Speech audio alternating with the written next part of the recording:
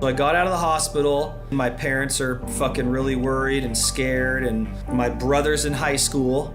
And just that whole situation was bad and like not good for the whole fucking family, and dealing with rumors and people saying things and talking about you. And I brought a bunch of shit to my family's doorstep that was unnecessary, and worry and doubt. And I think at that point, you know, it was probably, I think it was decided like it wasn't best if I was like, I don't exactly remember what the situation was, but I remember having to go back to the fucking house like 3 days after I was shot, like back to the house that I was shot in, and like live there basically alone. The roommates left, the forensics left, the blood was all over the carpet. Like I went back into the house that I got shot in and lived there for 2 weeks or something like that. I had my dream truck. I had a 1994 Toyota Extra Cab with 2 fucking 12s and a ported box with plexiglass window in the back that I built, and making money and selling weed and working a full-time job. Like my shit was sick as fuck. This new house,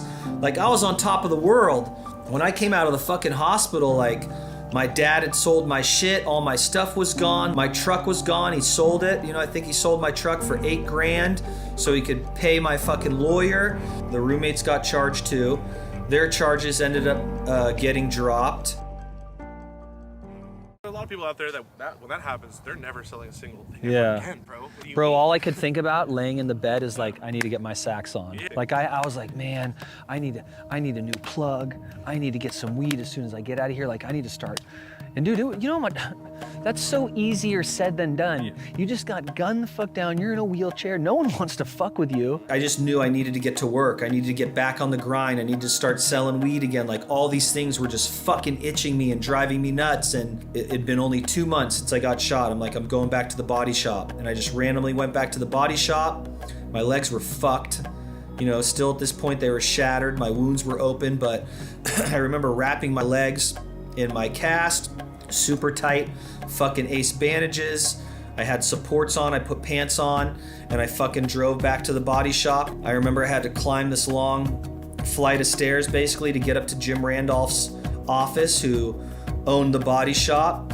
He had been there for, you know, like 30, 40 years or something, and I went right back into his office and knocked on his door. He said, come in. I went in there and I sat down in front of his desk and I asked him for my job back. I told him I could start tomorrow.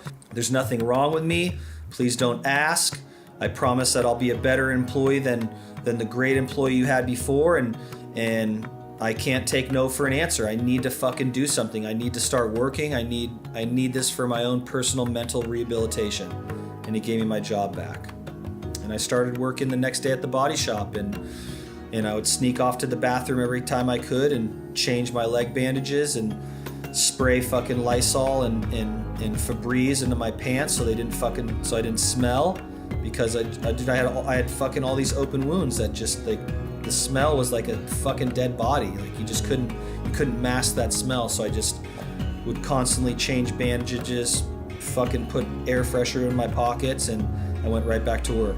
I remember thinking to myself like every day, like I'm healing my fucking body. Like I remember going to work and walking all over the body shop and sweeping, and my fucking mindset was like healing. Like I fucking pictured my body healing itself. Like as crazy as that sounds, like I pictured my wounds healing, and I'm walking, and they told me I can't walk and it's not good, and I did everything they said that I shouldn't do. And I was going over to Custom Car Audio all the time, every day after work. I wanted to work there so bad.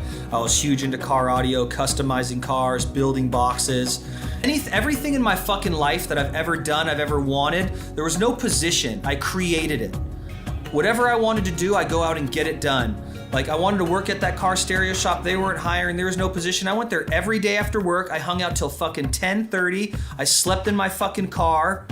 I didn't have a place to live at that time. I slept in my car in Santa Rosa. I didn't have anywhere to go, so I'd go to fucking Custom Car Audio, you know, and I'd hung out there from like, dude, those dudes worked late, like midnight, 1 a.m., 2 a.m. The car audio world was different. I would just hang out there and hand them parts, and I was learning shit, and before you knew it, I just fucking created this position for myself. 4 months after I got shot, 2 months after I went back to work at Loose Air, I had my fucking dream job at Custom Car Audio.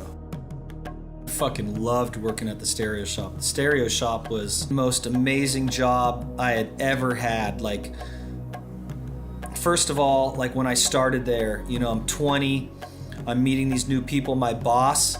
These dudes were fucking insane, dude. I landed the most fucking amazing job in the world. I manifested this job for 4 years. When I got the job at Custom Car Audio, like looking back at that now, like I never worked another job in my life.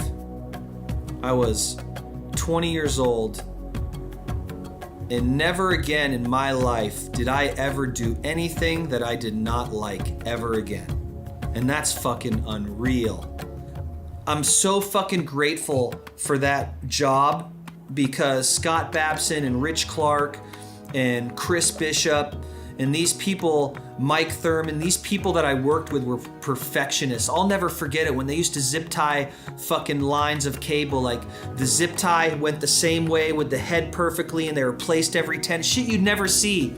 And so these people that fucking taught me, I was so young and so fresh, like I was at just the perfect age for them to mold me and have a heavy impact on my life. Like, dude, I say it all the time, like my professionalism and my perfection and the reason my shit looks perfect, from my canopies to my fucking work to my building to everything I do in life to the cleanliness of my fucking shop, is because of my dad and Custom Car Audio.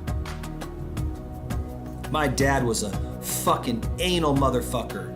Anal. Light switched, don't waste electricity, want this clean, organized, put away. Like, just amazing. Amazing that I had that fucking stern upbringing because it created the fucking animal I am today.